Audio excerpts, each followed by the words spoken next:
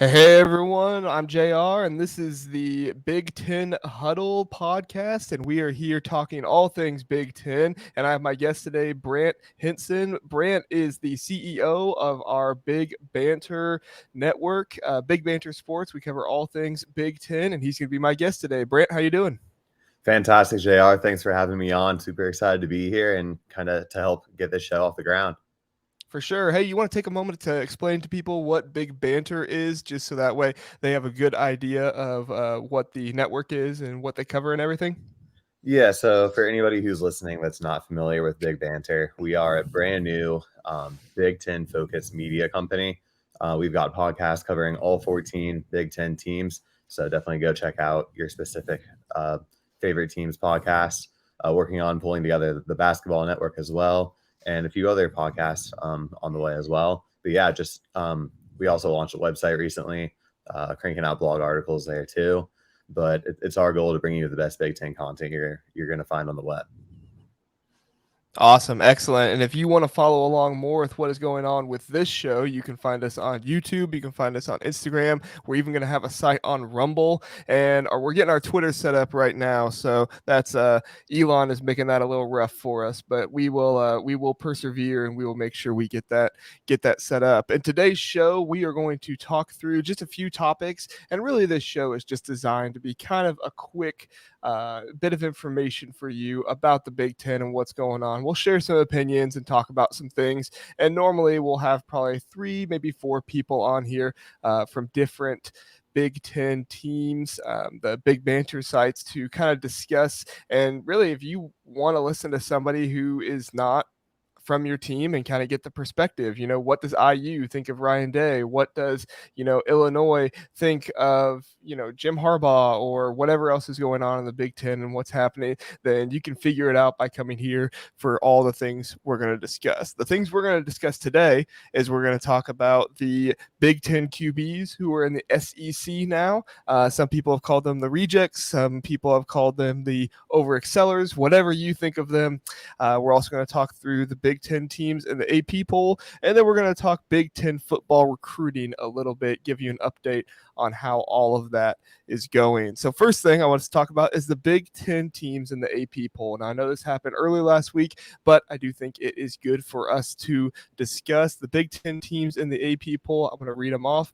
We have Michigan at number 2. I almost said Ohio State first, but no, Michigan is at number 2. Number 3 is Ohio State. Number 7 is Penn State. Number 19 is Wisconsin, and number 25 is Iowa. Brant, what was your reaction when you first saw the AP poll with where the Big Ten teams are positioned? Yeah, so actually, Big Banter released our Big Banter poll a few days prior to the AP release. We had all of our different shows and a bunch of other people affiliated with the network voting in it to kind of get perspective of all 14 teams in there. And it was actually really, really similar to the AP poll. The same teams were ranked. We had Michigan 2, we had Ohio State 3, and then we had Penn State 7, which was all the same across the board. We had Wisconsin 18, so a little higher, and Iowa 23, so a little higher there as well, with maybe the Big Ten bias sneaking into our poll a bit. But overall, I don't think it's bad. I think given that we're pretty aligned with what the AP poll was, I think it's a good place to start the season off. Not seeing a crazy amount of SEC bias in there like we usually do, sneaking in a few of our teams there at the bottom. But 2 teams that I do think are deserving of maybe sneaking in at 24, 25, Illinois and Minnesota.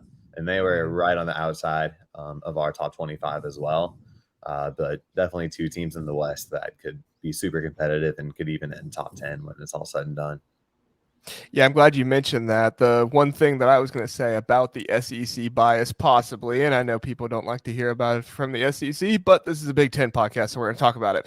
And I know this is kind of nitpicky, but the fact that Florida got 4 votes to be in there, I just don't see where they're getting any information to think that, and to think that they're ahead of Illinois. I don't know. I saw somebody today that said they wouldn't be surprised if Florida goes 4-8 this year. Now that's a bit of an exaggeration. I don't think they'll be that bad, but I was a bit surprised to see Florida ahead of Illinois. Did you see any teams outside of the AP poll that could possibly enter the top 20 or maybe even the top 10 at some point, Brant? Yeah, I mean, on that Florida, I'm sure we'll talk about it too here in a bit with the Graham Mertz being one of those quarterbacks leaving the Big Ten and going to the SEC. Agreed. Like that, the SEC bias is always going to sneak its way in the first AP poll, and that's it right there. As far as teams that are on the outside or like maybe bottom, South Carolina, I know not Big Ten, but is one that kind of sticks out to me. I think they've got a lot of returning talent, especially offensively. So it'll be interesting to see kind of how they compete in that kind of weak SEC East other than Georgia. They're a team that can maybe sneak in there. And Minnesota, I know I mentioned them already, but another team that I think is probably going to end top 25. Yeah, I think it comes a lot down to Athen. I said his name the other day, Calicamanis. I think it is. I got to practice that one. But I was just thinking about him the other day, and I actually did a YouTube video on another channel that I have talking about him and just saying, like, he really struggled there when he first started. Now, of course, his very first start last year was in the whiteout against Penn State, like one of the worst environments you can make your first start. Not an easy place to make your first start. Exactly. But he really came along toward the end of the year, that last game against Wisconsin. And I know everybody will say bowl games don't matter. And I'm sure, they don't to the extent of regular season games, but he still played well in that. And I hear some people say, Joe Milton played well in his bowl game. So, I look at it and I say, at least he's building off of a couple good performances. And I do think that Minnesota could surprise some people this year. Yeah, 100%. And having a new quarterback is always a tough thing with that turnover. And in the Big Ten this year, there's only 2 teams that are returning starting quarterbacks. Well, 3 actually, if you count Rutgers. Gavin Wimsatt played here and there. I guess you could consider him their starter from last year. But then it's Talia Tagovailoa from Maryland, and then JJ McCarthy from Michigan, and everyone else is just new. And so with Alec Manis, he started a few games with Tanner Morgan hurt last year. He wasn't like the full-time starter entering the season, but that's going to give them a leg up just going into the season, having a guy with a little bit of experience. For sure. All right, moving on to the next part here. We're going to talk a little bit of recruiting. The 24/7 composite rankings went ahead and added the new Pac-12 teams, which is like the Pac-4 now, which is crazy. If you go to the little tab that says Pac-12, it's kind of depressing on the site, which is right there next to the Big Ten. But the new Pac-12 teams are in there. We have Oregon at 4th, USC at 5th. The UCLA is 14th and Washington is 16th. If you're not aware, I'll just name the top 10. I don't want to go through the whole thing, but Ohio State number 1, Michigan number 2, Penn State number 3, Oregon number 4, USC number 5, Nebraska number 6, number 7, Wisconsin number 8, Purdue, number 9, Iowa, and number 10, Minnesota. I think one thing that's not been talked about enough with these West teams being added to the Big Ten is the impact it brings to recruiting and what that can do, not just for the likes of Ohio State and Michigan and some of those bigger dogs, but some of the other teams like Nebraska and others like that. Have you thought very much about the impact of those West teams coming into the Big Ten for recruiting of the current teams, Brant? Yeah, definitely something that hasn't been talked about very much with all the realignment happening. As far as the actual impact it's going to have, I'm not sure if it's going to really shake up things that much, because at the end of the day, the kids on the West Coast, if they want to stay on the West Coast, they were already going to USC and Oregon. And with them moving to the Big Ten and having more revenue, obviously going to be a big impact for their programs. And maybe they can't get sniped by a bigger program like Ohio State now with them having that Big Ten revenue and maybe bigger NIL collectives from that. However, I from my perspective, I'm not sure it's going to have the craziest impact, but it'll be really, really interesting to watch how it plays out.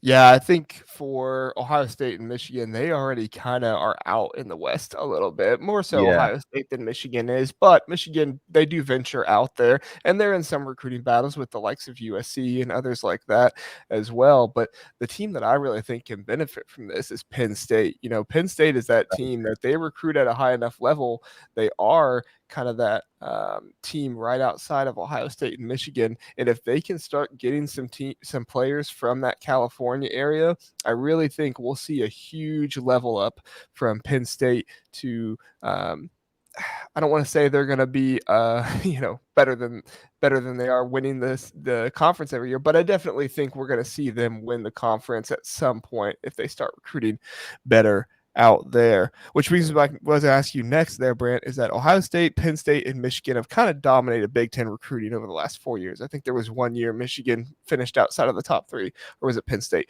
One of those two finished outside of the top three 1 year. But I was going to ask you, with the addition of Oregon and USC, those are kind of the better recruiting teams that they've added. Do you see those teams shaking up the top three in the recruiting of the Big Ten here in the next few years? Oh yeah, I think they easily could. USC and Oregon have historically recruited great. They're like always like near the top 10 year in and year out. So I think maybe with them moving to the Big Ten and having like that nationwide conference exposure, maybe kids will be driven to stay in California and go to USC rather than maybe venture out, because I know that's a place where Ohio State has been recruiting a lot, is out in California. So like maybe they decide to stay home now and just they can pluck some of those guys and keep them in their backyard rather than lose them to an out-of-state bigger team like Ohio State. I think USC is probably the biggest competitor to hop into that top three over Penn State. And I mean, just looking at the program historically, they're like one of the, I guess, borderline blue bloods, probably a better historical program than Penn State. So I would not be surprised to see them kind of jump into that top three.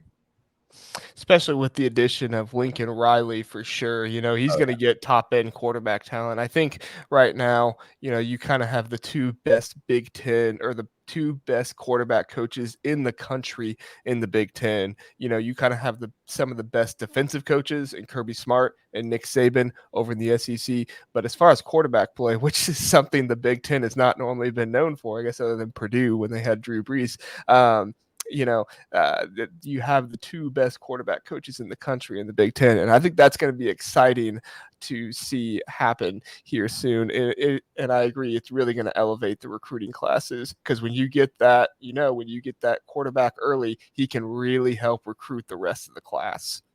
Oh, 100%. I mean, just look at the guys over the past few years that Ryan Day and Lincoln Riley have put out into the NFL. It's like the top end guys all came from Oklahoma, and Caleb Williams now with USC, Ohio State. They got Justin Fields and CJ Stroud out there.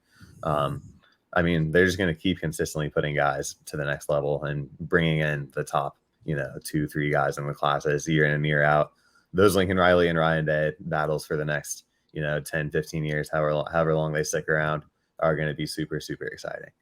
For sure, for sure. Well, in the discussion of QBs, let's move on to the Big Ten QBs, who will now be featured in the SEC. So we're getting a little bit of some different opinions out there. I've heard some people say they're the rejects. I've heard some people say they're going to be reborn. Kind of whatever bias you're thinking is probably what you're saying. But what are your overall thoughts about Payton Thorne?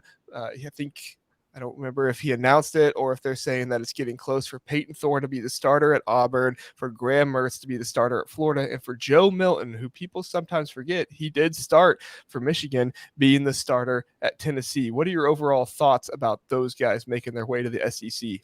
Yeah, I definitely side more on the reject side rather than the, like they're too good for the Big Ten side.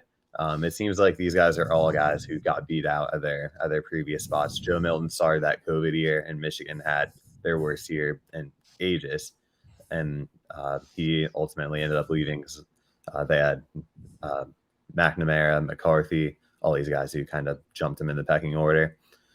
So I mean, 100% a reject in that end, and then he sat behind Hendon Hooker, and he's getting crazy hype now. So maybe he's improved. I'm sure he has improved since he was starting, as I think it was a freshman back in that COVID season. So it'll be interesting to see how he performs for Tennessee. I know in those Josh Heupel offenses, he tends to kind of dumb it down and make it easier for quarterbacks and receivers to really shine. So it'll be interesting to see if his arm talent is really going to live up to the hype this year. Graham Mertz, I'm out on Graham Mertz. We saw him play at Wisconsin the past few years, and it was hard to watch. And he did just win the job over Jack Miller, another Big Ten reject, if you will, heading over there from OSU. But yeah, I don't think Florida. I think Florida really could hit that 4-8 win total that you mentioned earlier on the show, and I think Graham Mertz could be a big part of that. Payton Thorne. Yeah. Oh, go ahead. Yeah, sorry, Payton Thorne. I mean, it seems like he was probably going to be the starter if he stayed, and then he kind of got pried away by money. At least that's kind of the story I'm hearing. Well, there's one end, and then there's another end where Michigan State fans are like, no, we like Katon Hauser and Noah Kim better anyways. If you talk to Spartan Dog 97, our host of Bacon Wire, our Michigan State podcast, he is a big Katon Hauser believer and never thought Payton Thorne was going to win the job anyways. So definitely going to be interesting to see how that plays out at Auburn. He was named the starter there as well. So it will be really interesting to see those 3 Big Ten rejects out there in the SEC. Well, that's what I think too, is like you look at the schools they came from and look at the QBs they have now. I mean, just real fast, first thought, would you rather have JJ McCarthy, Joe Milton? Which one would you rather have? I mean, undoubtedly, JJ McCarthy. Right? Would you rather have Tanner Mordecai or would you rather have Graham Mertz? I mean, Mordecai, without a doubt. I mean, right? Luke Fickell kind of ran Graham Mertz out of there and brought in his guy. Exactly. And I think, I look at Luke Fickell, he's not going to settle for that kind of QB play. I mean, he's not the most high-powered offense guy, but he's not going to put a guy out there who's going to throw the ball 3 yards behind the receivers. He's just not going to make that happen. I think Ohio State got a pick versus Wisconsin last year by a DB. And if you look at Ohio State, most of their picks came from like the defensive line last year. So to throw a pick against an Ohio State DB last year, that was pretty bad. But I just look at it and I think, man, none of these guys would be starting over the current guy, except I guess maybe Payton Thorne. But even if they were, I don't know. It's so hard to say because you haven't seen him. But even if Payton Thorne was, I would almost bet it would be over just like loyalty to him. Mel Tucker would have said like, "Oh, you started for me last year, so I'll have you start for me again this year." Right. I don't really know, but I know that Katon Hauser is a good quarterback, and Noah Kim is too. I've seen some of their tape. I've seen some of their throws, and I look at them and I say, these are dudes that could actually be the focal point of an offense. Payton Thorne can't. He is not the kind of guy that you can say, here's the offense, put it on your shoulders, go run it. I just don't see it. Yeah, no, I fully agree. So it's going to be really interesting to see how those guys play in the SEC, especially with all this league realignment. It's really going to end up being SEC and Big Ten, or the big two in football. So seeing these guys getting kind of pulled from being backups in the Big Ten to being starters in the SEC, is the Big Ten starting to become superior? I don't know. I think we'll see it here soon. I think we'll see a much bigger battle. I still say, and I, begrudgingly because I don't really like them, I still say the SEC is better for now. I think that, you look at some of the worst teams in the SEC, I still think Florida could smack around IU. I still think that they could take care of Rutgers and Northwestern. They've been historically better. It's just with this whole Pat Fitzgerald situation, they're not coming through. They're not coming out of that very well. So yeah. All right. Well, anyway, hey, thanks for coming on, Brant. We want to keep this to about 15, 20 minutes, and we're right about there. So I just want to say thanks for coming on, sharing your thoughts about all the things going on in the Big Ten. You have any social media or anything you want to plug real fast? Yeah, I'll just plug the Big Banter account. If you made it through the show, definitely make sure you subscribe here to the Big Ten Huddle and keep listening along as we bring in all the different Big Banter pods onto the show. Go give Big Banter Sports a follow on Twitter, Instagram, TikTok. We'll flood your feed with a bunch of Big Ten content. Definitely want to be following along for the season. Very good, very good. And just to remind everybody, we will have another show on Wednesday morning. So right now we're recording the night before and then we're posting it in the morning. At some point we might start going live and doing stuff like that, but just to start out for now, we're just recording, posting it on YouTube, posting it on all of those other platforms. I think we're on Apple. I think I got the okay for Apple today and Spotify. So we will be on those podcasting platforms as well. But go search for the Big Ten Huddle, and you should be able to find us on most podcasting platforms. And like I said, Instagram, YouTube, and Rumble as well. Thanks so much for listening to the Big Ten Huddle, and we'll see you next time.